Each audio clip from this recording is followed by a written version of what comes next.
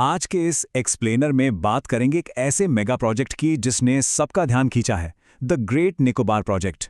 ये एक ऐसा मुद्दा है जिस पर काफी ज्यादा बहस हो रही है। आज के सोर्स मटेरियल के आधार पर हम ऑफिशियल क्लेम्स और ग्राउंड रियलिटी के बीच के फर्क को बिल्कुल क्लियर और न्यूट्रल तरीके से समझने की कोशिश करेंगे। आखिर डेवलपमेंट के नाम पर क्या लॉजिक दिया जा रहा है और इसके एक्चुअल कॉन्सिक्वेंसेस क्या हो सकते हैं। आइए इसका डिटेल में एनालिसिस करते हैं। इस पूरे टॉपिक को हम सिस्टमैटिकली कुछ अलग अलग एंगल से समझेंगे। इस मेगा प्रोजेक्ट का एक्चुअल स्केल क्या है, वहाँ की इकोलॉजी और ट्राइब्स पर इसका क्या असर पड़ेगा, मलक्का स्टेट को ब्लॉक करने वाला वो स्ट्रेटेजिक क्लेम कितना सच है, और क्या इस पूरे प्लान के पीछे कोई कमर्शियल रियलिटी छिपी है जो सामने नहीं आ रही।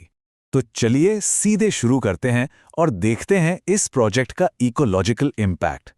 इस प्रोजेक्ट के स्केल को समझने के लिए पहले ये जानना जरूरी है कि भारत के सबसे दक्षिणी छोर पर आखिर दांव पर क्या लगा है। शुरुआत में ही एक बहुत बड़ा और पावरफुल एग्जाम्पल देता है, लेदरबैक सी टर्टल का।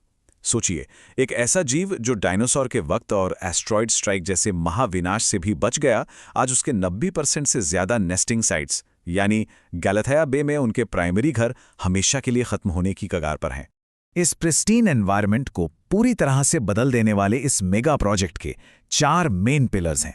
एक बड़ा international container transshipment terminal, military और सिविलियन यूज के लिए ड्यूअल यूज एयरपोर्ट, 450 मेगावाट का पावर प्लांट और एक पूरी की पूरी कमर्शियल टाउनशिप।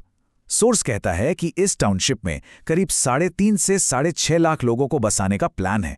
ये इस शांत आइलैंड की पूरी तस्वीर ही बदल के रख देगा। और इस मैसिव ट्रांसफॉर्मेशन का टोटल बिल एक बहुत ही बड़ा नंबर, 81,000 करोड़ रुपए। सोर्स के मुताबिक इतने भारी भरकम बजट वाले इस प्रोजेक्ट का पहला फेज 2028 तक शुरू करने का टारगेट रखा गया है। लेकिन इस फाइनेंशियल कॉस्ट से थोड़ा आगे बढ़ते हैं। सोर्स मटेरियल हमारा ध्यान इस प्रोजेक्ट से होने वाले उन इकोलॉजिकल और ह्यूमन नुकसान की तरफ खींचता है जिनकी भरपाई शायद कभी ना हो पाए। यहाँ एक काफी ड्रामेटिक कॉन्ट्रडिक्शन दिखता है। एक तरफ ऑफिशियल क्लेम यह है कि पूरे अंडमान और निकोबार आइलैंड चेन का सिर्फ 1.82% फॉरेस्ट एरिया ही अफेक्ट होगा। सुनने में काफी मिनिमल लगता है ना, लेकिन रियलिटी में इंडिपेंडेंट रिसर्चर्स वार्न करते हैं कि अगर हम सिर्फ ग्रेट निकोबार आइलैंड की बात करें तो ये नुकसान 15% तक जाता है। आसान शब्दों में इसका मतलब है लगभग 1 करोड़ पुराने और प्राचीन पेड़ों का काटा जाना। और ये नुकसान सिर्फ पेड़ों तक सीमित नहीं है। अब इस छोटी सी फ्रैजाइल नंबर को देखिए, 29।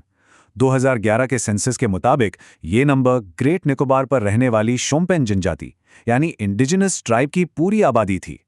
ये लोग ऐसी सिचुएशंस में आज काफी नाजुक स्थिति में हैं।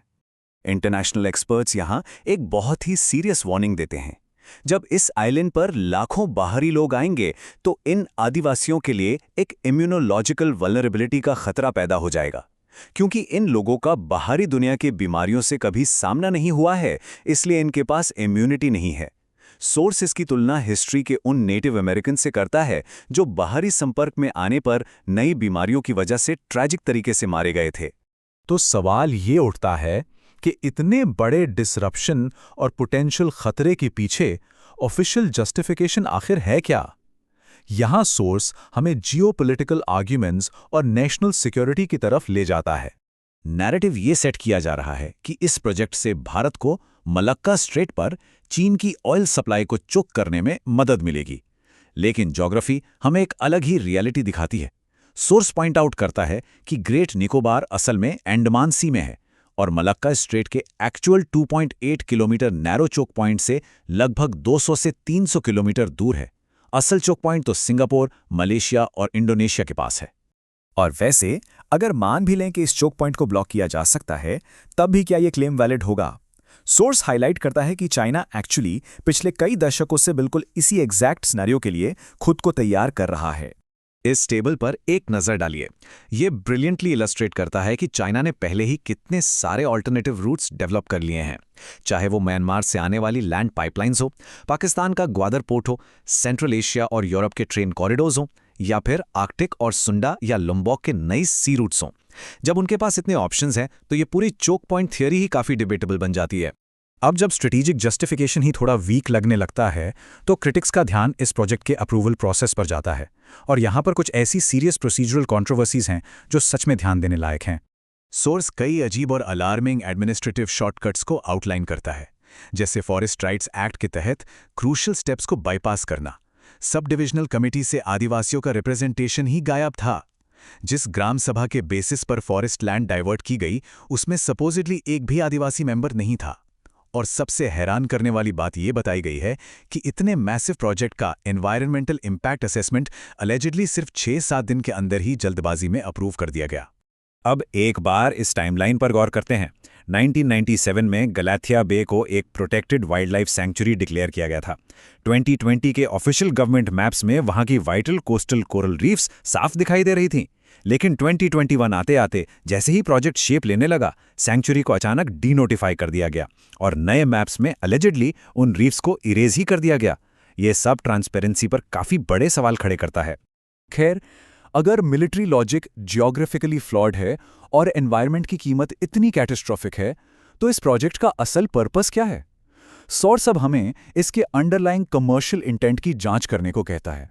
जब हम प्रोजेक्ट के ब्लूप्रिंट को क्लोज अप में देखते हैं तो फोकस प्योरली डिफेंस इंफ्रास्ट्रक्चर पर नहीं दिखता। इसमें luxury casinos, high and resorts, adventure sports facilities और बड़े-बड़े एंटरटेनमेंट क्लस्टर्स शामिल हैं। ऐसे इको सेंसिटिव जोन में इन सबका बनना इस तरफ इशारा करता है कि डिफेंस के नाम पर शायद कमर्शियल टाउनशिप्स को जरूरत से ज्यादा पुश किया जा रहा है। इसके अलावा बड़े कॉरपोरेट कॉन्ग्लोमरेट्स की इन्वॉल्वमेंट आलोचनाओं को और हवा देती है। सोर्स बताता है कि इस प्रोजेक्ट को बनाने में ऑफिशियल इंटरेस्ट दिखाने वाली 11 कंपनीज में अडानी पोर्ट्स जैसे मेजर ग्रुप शामिल हैं। यहीं से यह सीरियस कंसर्न उठता है कि क्या इकोलॉजिकल प्रिजर्वेशन के मुकाबले प्राइवेट प्रॉफिट्स को ओवरशैडो करने दिया जा रहा है। इन सारे फैक्ट्स को देखने के बाद एक्सप्लेनर हमें एक आखिरी और बहुत ही चुभने वाले सवाल के साथ छोड़ जाता है। क्या एक कमर्शियल मेगा प्रोजेक्ट के लिए एक प्राचीन इकोसिस्टम और वहां की आइसोलेटेड इंडिजिनस ट्राइब का हमेशा के लिए खत्म हो जाना, क्या ये वाकई में एक एक्सेप्टेबल प्राइस है? आखिर इस डेवलपमेंट की ट्रू कॉस्ट क्या है और एंड में ये कीमत कौन चुका रहा है? ये एक ऐसी बात है जिस पर हम सबको शांति से बैठकर सोचना चाहिए। आज के इस एक्सप्लेनर से जुड़ने के लिए बहुत बहुत शुक्रिया।